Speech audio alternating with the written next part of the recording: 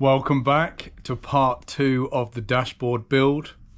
Watch video 1 to get caught up, but essentially we got to the point where we had done all of the fabrication for the main bits, and then we're going to start working on the glove box door and the accessories.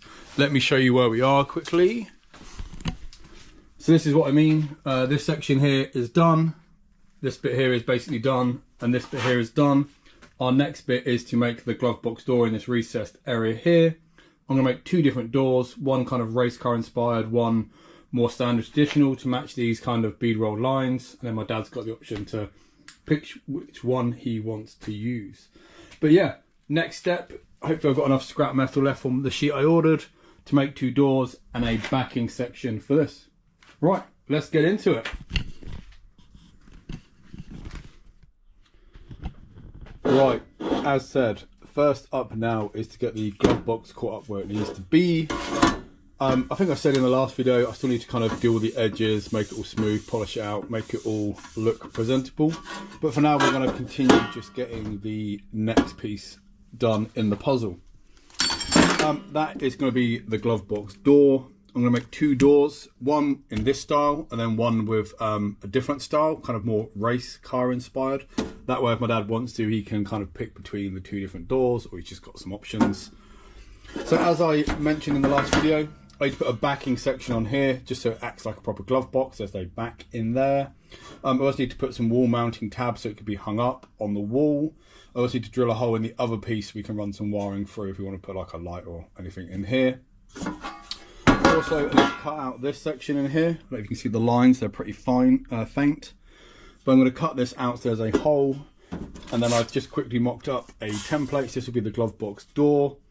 That will then sit in here. I need to work out a way how I'm going to attach that. I think I'm going to use magnets to make it interchangeable quickly rather than prattling around with a hinge.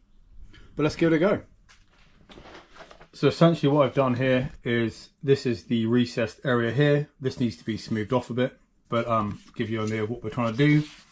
I've made a template, go around the right way, not that it really matters, out of some paper that sits in the flush within the hole. I now have transferred this onto the metal on both pieces for 2 different style doors. I'll then finesse them once they're cut out of metal to make them really fit the gap here in the glove box. So I won't film that, it's just literally using the old slice and dice to cut them, but I will show you once we've got the next step in the result. Our sheet of metal is getting less and less by the minute. These are the 2 templates I've just cut out. Both the same, made one, then just drew around it and cut out another one. But these will be sitting in here. You see it's recessed in the hole. Next is to make all the bits and pieces that will fit this into there, and to make it look pretty we're going to kind of match and dress it the same as this. So perfect timing. The replacement Arobi drill has arrived just as about to drill some holes. Couldn't have timed it better. Right, next step is I'm going to mark these 3. I've just kind of drawn up on here where they go. I'm going to drill 3 holes, then use the hole saw to expand those. And then we're going to use the tool I've got to show you how to put a dimple die, which is one of these, into here to give it a race inspired look. We have the 3 holes drilled. Next we're going to use this cool little tool here. It's a hole flower, also known as a dimple die. It just puts a nice kind of beveled look on this, makes it look kind of more race car, more vintage. It's really simple to use. I will just show you quickly now. Hopefully you'll be able to see this.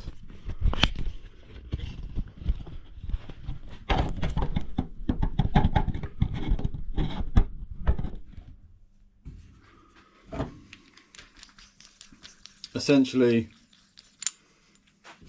you have this bit that goes on the bottom, this bit goes on the top. Do the thread up here, then you crank this round till it goes tight.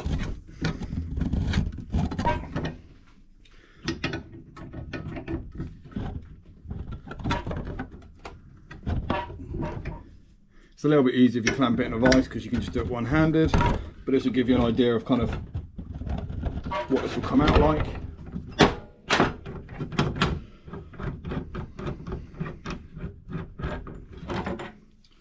and hopefully you can see here now, we have a nice dimpled eye kind of patterned edge on that. I'm going to do the same now for the next two.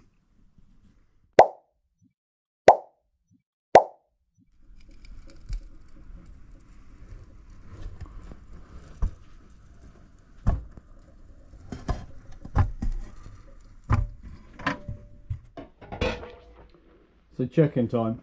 I've made both of these. This one's got the same kind of inlays as what we've got here. And then this one's got the dimpled eyes. I wanted to make both to give my dad the option, but honestly, I mean, I'll keep this one and I can put a hand if needs be. But this one just looks so much cooler, and obviously it gives it a different contrast to what we've got here, but the circles match in. So I think for this build, I'm going to keep this one in. I'll throw this one as a spare, but this for me definitely looks the better option.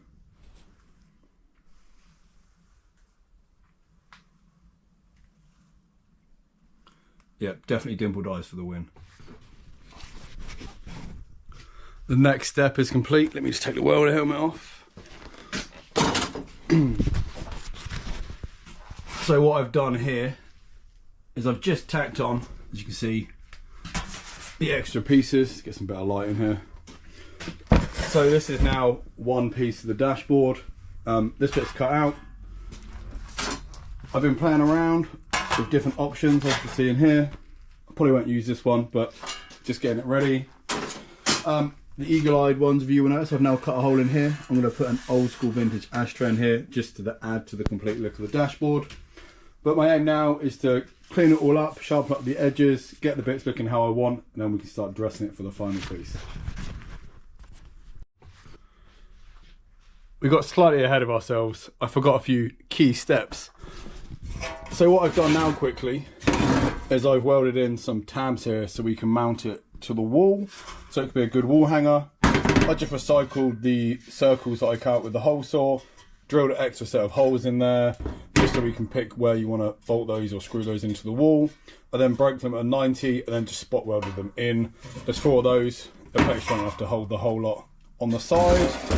I've also scuffed all this up with some sandpaper, and I'm just going to cover this in primer and then probably some matte black paint just to, from rusting out on the inside, to protect it for a bit longer. It'll be in my dad's garage on the wall. I don't want to get damp and then kind of start rusting or corroding. So whilst we've got access to the back, we'll just quickly prime and paint that, and then we can start actually finishing and doing all the polishing on the outside.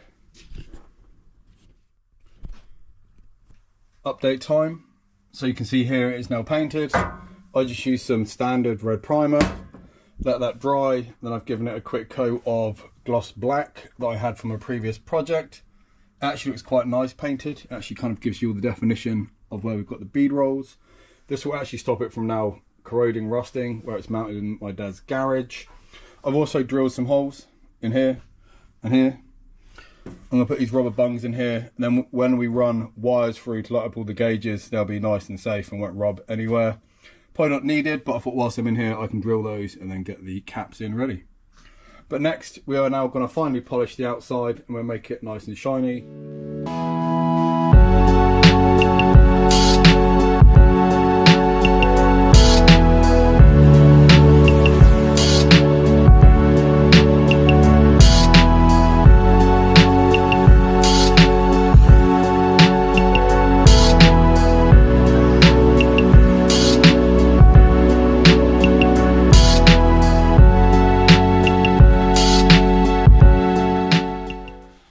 I think I'm done with polishing, but it's looking good. It's super late, as you can tell. It's dark out, but it's all hand sanded. 90% of the marks are now gone. It's starting to look really good.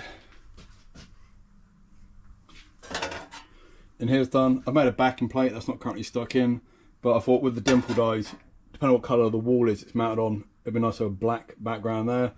It's also painted black, as you can see.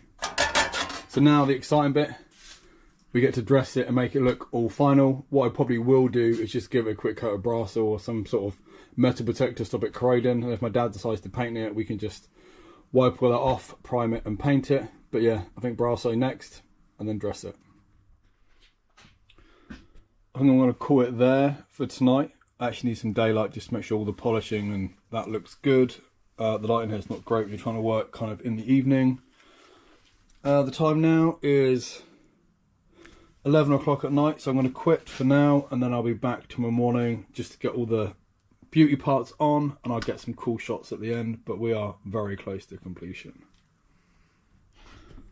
I realised an alteration was required, so these I've now turned into like key slots, so you can, when you mount it, there'll be no front access. The idea is you pre-drill the holes on the wall and then you put them on and then drop it in, and it locks in place using the screw head. So I just adjusted the 4 of those to make it a bit easier to fit.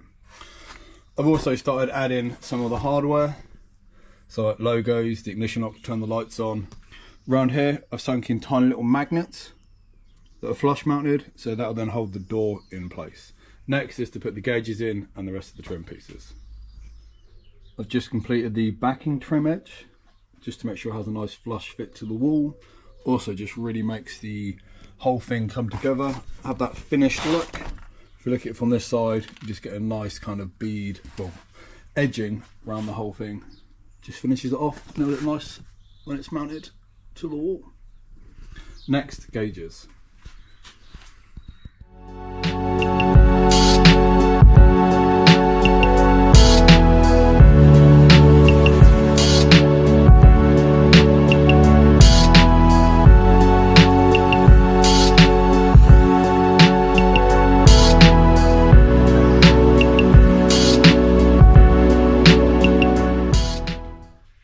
I think we're basically there. I'll do a bit now just to show you, but then I'll get some proper beauty shots, so watch right to the end.